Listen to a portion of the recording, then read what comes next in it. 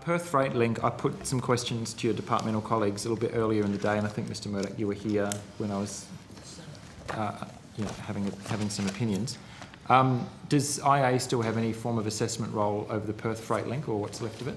Or is that not on your desk at the moment?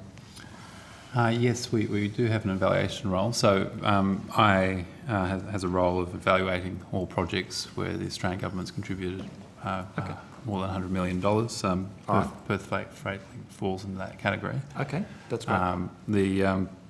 We've reviewed the business case material developed on the Perth Freight Link and have undertaken an assessment on the 7th of May this year. The IA board undertook an evaluation.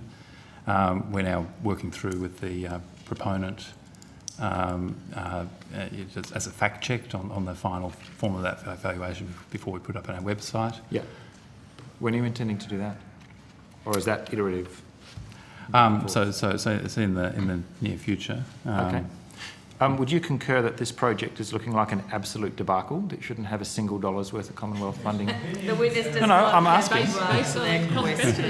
Nice try, Senator Ludlam. Feel free to disagree. Let's keep it as your opinion and nothing more. I'm allowed to ask for it. It's late at night, but seriously. All right, here we go. Can you... Order. I'll just remind the witness, you do not have to offer an opinion. Okay. Let's not seek opinions. Let's seek some facts. What is the actual route alignment of this project? Does the version on your desk have a tunnel?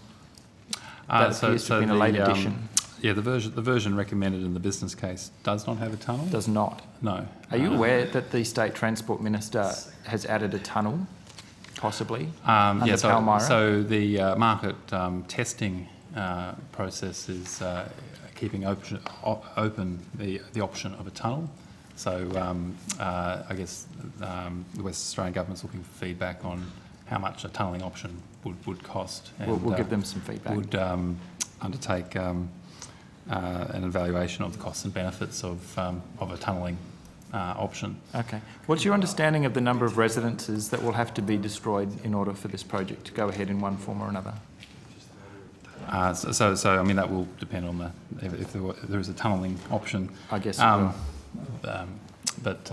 Yeah, so I don't have that detail in terms of the actual number of residences that will be. But clearly there is also a process that would need to be gone through before you would even get to that stage. Of destroying people's houses? You'd hope so. There is a process, Senator Ludlam, and you are aware of what a process is, and it's hypothetical. I'm aware of. I'm reasonably well aware of what your process is. I'm completely baffled as to what the Barnett government's process is. They appear to be making this up as they go along.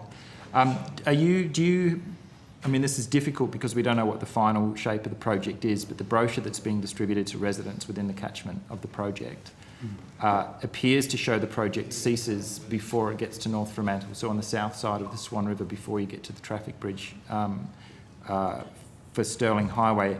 The project effectively, that appears to be its northern boundary. Is that your understanding, and is that what you're assessing or evaluating? So I think Mr. Jaggers answered that question before. So it was consistent with. That's that. okay. The current project. So this is a freight link that doesn't actually reach the port. I guess that's the significance of the question I'm putting to you. It doesn't actually go to the port. It stops on the wrong side of the river. It's a freight link that doesn't actually go to a container port. Does that give you any cause for concern before throwing nearly $1 billion at it? Crickets. Anybody? Tumbleweeds? Somebody. Senator, if I think as we outlined this morning, there is the further work taking place in relation to the access point into the port. That was described this morning. Nothing was described this morning. It's certainly not in the brochure that's being delivered by the state government. No, Senator, I'll ask Mr Jaggers to give you an update. Again, sorry, you may not have been here for that conversation, Senator. Mr Jaggers outlined this morning the further analysis that is now being undertaken by the West Australian Government in relation to the entry to the port. How is the state government proposing to connect the Perth Freight Link to the container port? Senator, the current alignment of the project will have significant benefits for freight moving through to the port. there is an intersection that you point out at the end of the project that will that isn't part of the project. There isn't an upgrade in the current project plan for the Stirling Highway Canning Road intersection.